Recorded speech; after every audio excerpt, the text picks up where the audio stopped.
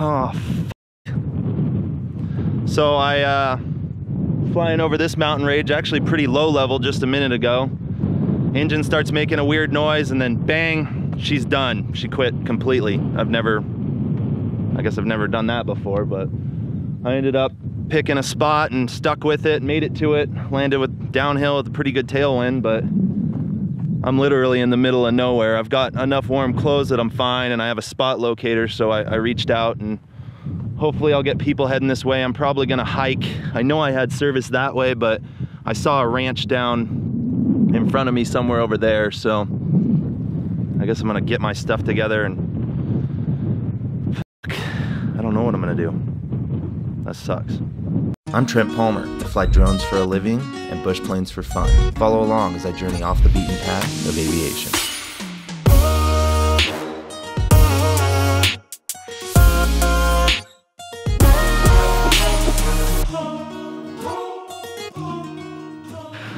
Alright guys, now before we get into the whole story of my engine out as well as what the potential causes would be and all of that, there's two things I wanted to touch on. The first is the question that I know all of you guys are asking, which is, was I rolling when it happened? Did I have my cameras on?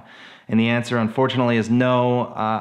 I didn't expect anything to happen. I was just cruising home from Idaho after a very productive couple days up there. If you guys saw my last videos, you know that I was up there putting interior in, flying the other Kit Fox factory STI. I had a lot going on, and I just planned on just making a cross-country flight home. I did not expect anything exciting to happen, so I didn't have cameras on the plane, and let alone rolling or any of that. The second thing I wanted to touch on before we get into it is I want to apologize in advance. I'm sure this video is going to be a little longer than most of mine and probably longer than I'd like it to be. However, I think after this experience for me, it would be a good time for me to touch on a lot of the things that were at play when this happened, just in hopes that just by talking about them, maybe it could help someone else in a similar scenario. All right guys, so the story of how I had a catastrophic engine failure in the middle of nowhere started with me packing my stuff the morning of Sunday. It was Memorial Day weekend with plans on coming back to Reno. I left right after sunrise. I think it was 7 a.m. Mountain Time, and about an hour and a half into that flight, as I was crossing a mountain range at about 500 feet above the ground, I started to hear a little buzzing noise. And at first I thought, oh, maybe that's in my headsets or the music that I'm listening to. So I waited and kind of listened for a second, and I think I knew something was wrong because the hair on the back of my neck started to stand up, and I was like, that couldn't be the motor, right? So I made what was probably a mistake in hindsight of adjusting the power setting, and when I pulled the power back a little bit, that was when it just went bam. So it went from the buzz to bang, probably about 3, maybe 5 seconds. I don't know, it felt a lot longer in the moment, but in hindsight it felt like I was gliding for like 45 minutes when it was probably more like 30 seconds. Basically, I kind of had this moment when it stopped. I kind of was like, no, this isn't happening. This couldn't be happening right now. I was like, no, no, no. And then there was a moment where all this adrenaline rushed through me and I started feeling really warm. And I remember even going like wheezy for a second, feeling like I was almost gonna faint. And I was just like, damn it, Trent, do not do that right now. I mean, that's a guaranteed way to be done. And I just was like, sack up, Trent, fly the airplane like you know. So I went through a quick little scan of the area, said, should I land into the wind? Knowing I had a tailwind, I could turn around. I would have lower energy going into the wind. At this point, I'm assuming I'm gonna wreck the airplane. That was pretty much my first assumption. I remember thinking in my head, this is what it feels like before you crash your airplane. Or is this what it feels like before I die? And then I tried to get that out of my head because I had a lot going through my mind really quickly. But basically I made this analysis that I said I could turn around and land on one of these little hilltops, but if I were to short it with that headwind, then I'd be plowing right into the front of a hill. And then I started thinking, well, why don't I follow the lowering terrain? That gives me a little more time to glide and figure out a situation. And so I pushed the nose down a little bit, reached down and shut off the fuel, thinking that if I crash this thing, I don't want to like burn. I did end up leaving the master switch on, just thinking that, hey, I want to be able to land this thing as normal as possible. So I'm going to leave the master on so I can use my electric trim. The Kit Fox has a stabilizer trim on the back, so that's what I left that on for. Then noticed that there was a little 2-track dirt road just way down to my, I guess, 11 o'clock. Looked like it was about a mile away. And I decided that's the one I'm going for, and that's my final answer. And I did kind of for a second look and say, oh, maybe I should go over there, and then, you know, slap myself figuratively and said, no, you know better. Don't change your mind, just stick with it. So I went ahead and aimed for that. I didn't care anything about best glide or any of that because I knew I was high enough. I figured it was better for me to pick a point that's too close than try to stretch and go too far, because we all know normally what kills people in the event of an engine out is loss of control of the airplane or stall spin scenario. So I was just more of the mindset, get me down fast and now, so I picked somewhere close and I just pointed the nose down and I ended up slipping super hard, and I was aiming for this road and the wind was just so wild. It ended up bucking me around and I got pushed off of the road I was trying to land on, and luckily there was a nice smooth field next to it, and I was gonna float and miss my whole landing area, so I actually got down into a flare position as I'm floating and just milked out flaps and pushed the mains onto the ground and just basically drove it onto the ground at probably 70 miles an hour. Again, I was going into no man's land. I kind of expected it to flip upside down when I hit a rock that I didn't see, but when all the dust settled and I was sitting there, it ended up being just pretty much another standard day landing, just a little faster than I normally do. I don't normally land downhill with a tailwind, but you know, desperate times. At that point, I kind of got my wits about me, kind of buttoned down the plane and got out and started thinking, now what the hell am I gonna do? Okay, so I got the plane facing into the wind, parking brake set, kind of battened it down. Man, I lucked out that I was just over those hills, not flying into the hills. I was on the backside, so I was able to just fly down this hill. Landed with a huge tailwind going downhill, but you know, going around wasn't an option, so I just got it down. So bundled up a little bit, I got some water, I got my spot locator and an airband radio, and I'm gonna go try to find a house or somewhere with cell service and then figure out how I'm getting home and how I'm getting the plane home. I think I see a truck or a little house or something over there, so I'm just gonna keep walking. I'm lucking out so big right now, guys. The fact that there are people right there, there's a truck. What that means is even if I can't find cell service, I can call. I already sent the help thing from my spot locator, so I know my wife right now is probably having a panic attack. So the sooner I can get to those guys, try to get some cell service, call, and organize how I'm gonna get myself and my plane out of here, the better. Counting my blessings right now, I will say that. For having a catastrophic engine failure, I'm not complaining. Okay, I think I found someone. Hey, I got a weird question slash favor to ask. I was flying over in my little plane and I lost engine and I had to land up in the hill. And I'm trying to get somewhere with cell service to call for help, essentially. Do you have a phone that works, or do you know where I could get service? All right, guys, so I found a nice gentleman out here fishing that happened to have service on his phone. Makes me feel like I need to get away from AT&T, but I was able to get a call in to my wife. She's crying, you know, because when I push there's a button on this spot thing that I have the SOS, which is like, I'm dying, come get me now. And then I have the helping hands, which I have programmed as a message that says, hey, non-life-threatening emergencies come up, please send help. And when I had just landed, I was a little shooken up, so I pushed that button. And shortly thereafter, I realized I'm probably gonna start some panic, because it goes off to about 10 or 15 of my flying buddies, and it says coordinate with Haley, so I'm sure her phone is just blowing up. And then, so I talked her down, calmed her down. She was on the phone with Kevin Quinn. Kevin Quinn was ready to suit up and get out to me, but he's good. Also, I called John McBean at Kit Fox, and he was already said he's got a trailer ready, and he knows where I am because he had the pin thing as well. So he's out doing an instruction right now. As soon as he's done with that, he's gonna go grab a trailer and a truck and come get me, and we're gonna tow this thing out of here.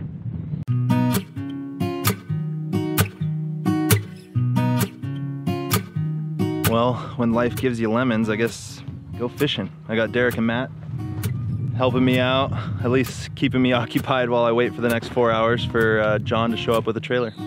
I've been feeling so small, watch the clock ticking off the wall, but tonight I'm letting it go, spend my coin for sure. I'm gonna be myself, or I could be someone else. All right, John's here. Thank God, finally. It's been like 6 hours. Hey, Trent. Oh, hey, John. How are you? I'm good. I suppose that you had a chance to sit in those nice comfy seats for a while? I did. Yeah, hey, I didn't wreck the interior. That's a good thing. Try not to hold me down, feel alive when I'm in this town. Look at those beautiful stars. I wanna drive a faster car. Nothing can break me, no, no, nothing can break me. Try not to hold me down. Feel alive when I'm in this town. And this has been a slow journey. We're going through pretty rough sections, so we have to stop every couple hundred feet to tighten down the tie downs because the plane keeps shifting. We'll get there.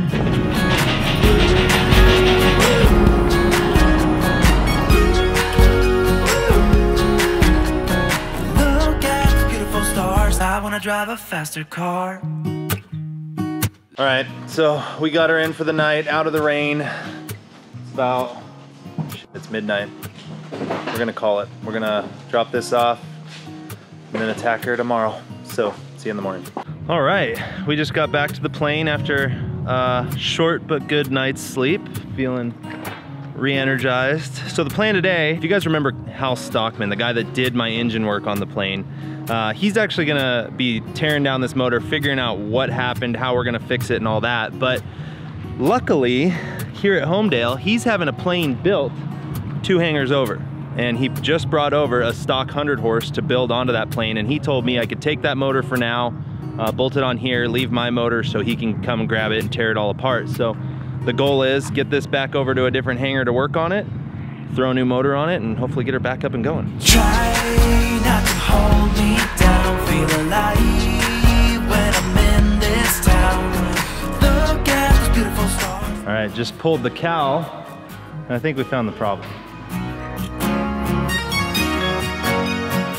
All right, guys, now, before we get fully into what I think the cause of this was, I just wanna address something really quick. I know there's gonna be a lot of you guys that are gonna wanna be keyboard pilots or armchair quarterbacks and come in here and tell me, oh, it was the prop strike, or oh, it's your engine work, or it's those pesky road taxes, or whatever, but I'm gonna ask you just to save it for a minute until we're at the end of this. I know you guys have seen the videos of the prop strike, and you guys are pretty well up to speed of the things that I've done to the motor. If you aren't and you're new to the channel, welcome. My name's Trent. I normally fly a plane that keeps the engine running. It's called the Kit Fox. It's got big tires and I like landing anywhere but a runway. If you haven't yet, I suggest you hit the subscribe button, and also there's a little bell icon next to that. If you jingle that, it'll actually notify you every time I post so that you can be totally in the know on that. And you know, like this one, things tend to get interesting. Try not to hold me down. Feel alive when I'm in this town. That engine off. What do you got? We're looking at all the glitter in your oil.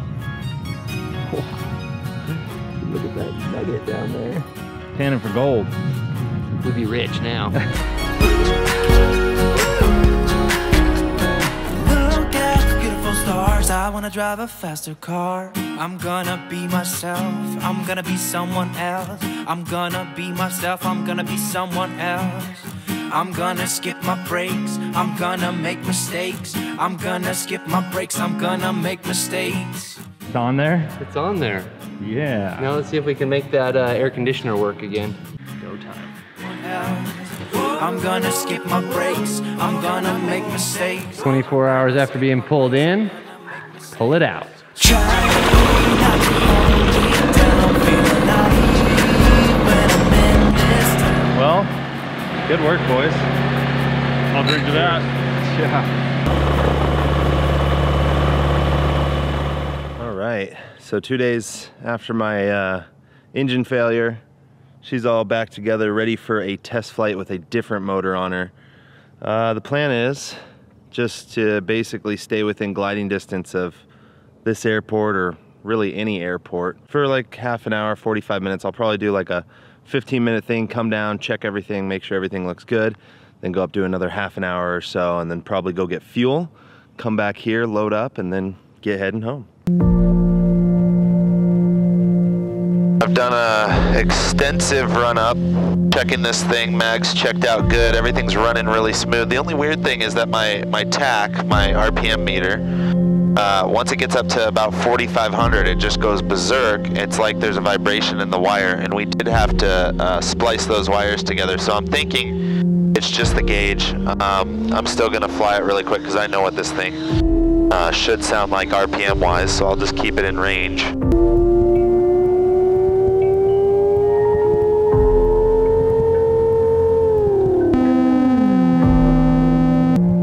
land. I went full throttle and it sounded good, felt good, and then it pulled back on me. It just like bogged for a second, so I don't like that. I'm gonna stop now and check it out. Okay, so that first time when I was going for a takeoff, the throttle felt like it bogged on me, so I'm just gonna do probably a fast taxi.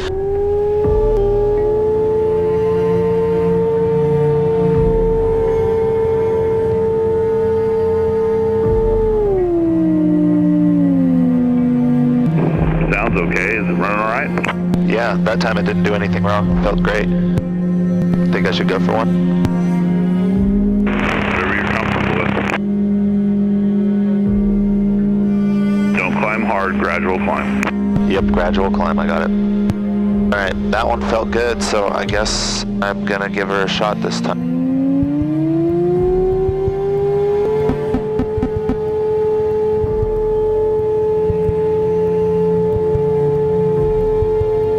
Is the tack working right now? No, it's buried past 7,000. Well, it's not developing 7,000.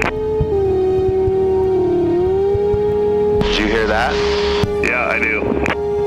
I did not like that. Oh, no, corporation. Okay, so on climb out again, just did something weird and I was not happy with that, so I'm coming into land. Okay, yeah, that got me shaking. I did not like that. I did not like that one bit. All right, so what happened was on my first takeoff roll, I went full throttle, it was making power, and then it kind of bogged on me, so I aborted that takeoff. I came back, decaled it, or uncaled it, looked at everything, ended up doing a couple speed runs, everything was looking good, so I went ahead and took off, same thing, it bogged on me, so I circled back and landed. I think it's a carb thing, so we're pulling the carbs off the old motor and putting those on, and then gonna try again.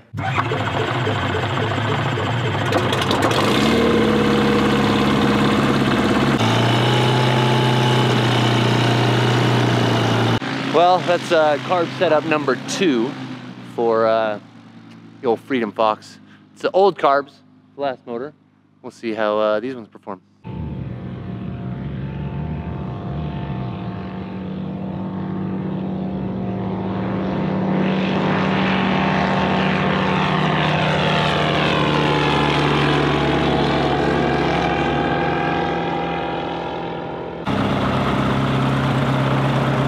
Sounded like the engine was running smoothish. Yeah, no, she was running really good. Yeah. Made good power too.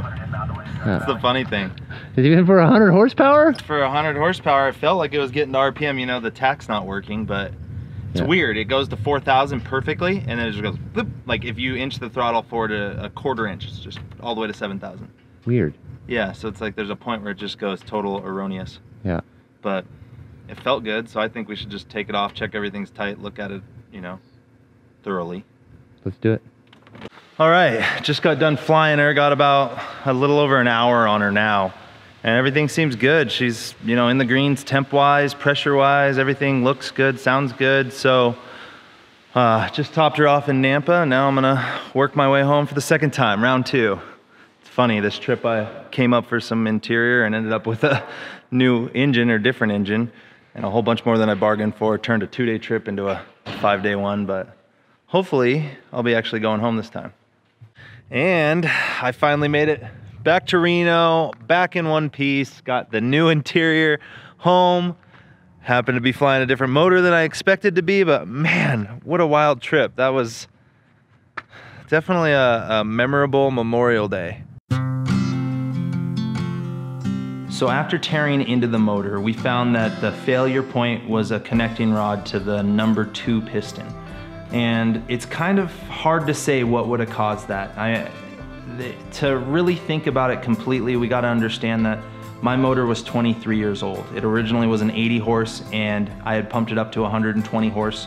That probably added some additional stress to the motor, but when we did the last engine work, in an effort to get me back in the air as quick as possible, What we did was the modifications we were doing to my motor, we actually took another engine's crank shaft assembly, the whole assembly, which includes the piston rods, as well as the case, and did all the modifications to that one and basically built out the full small block that we ended up bolting on my whole top end to. Now that being said, I don't know any of the history of that motor. So there's a good chance that that motor could have had damage history prior to me getting my hands on it. It could have been messed with prior to and been mishandled as far as the actual connecting rods and all of that. So there's a bit of gray area, and I think if there's one thing I wanted to point at, I think it would be that. Now, the way that the rod failed was in a pulling manner. It wasn't as if the big bore piston was pushing down harder and bent the rod. It was actually a tear apart, which doesn't make sense because the big bore pistons are actually about 40 grams lighter than the stock pistons. So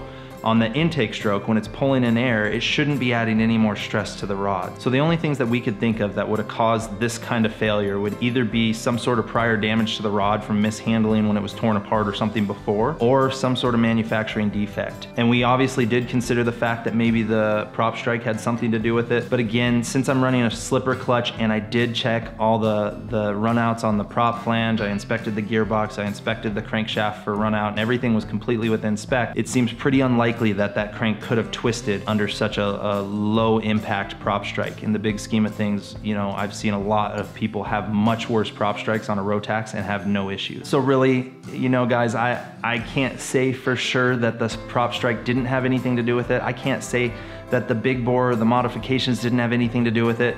What I can say is I ended up with an engine that had so many variables that I think it was just trouble on its own. Coming full circle, I don't know that we can point our fingers at any one particular thing. If it was something as simple as a piston exploding, I would say, oh, that was a big bore, but that obviously wasn't the case. If it was something like a bearing went out on the crankshaft, then I would say, hey, maybe the crank was out around from the prop strike. But again, this was such a weird failure that I don't know that we can point it at anything but maybe a manufacturing defect or some other damage to the motor prior to me getting my hands on those parts. So as far as moving forward and what's next for me engine-wise, well, right now I'm sitting pretty comfortable on this loaner 100-horse motor.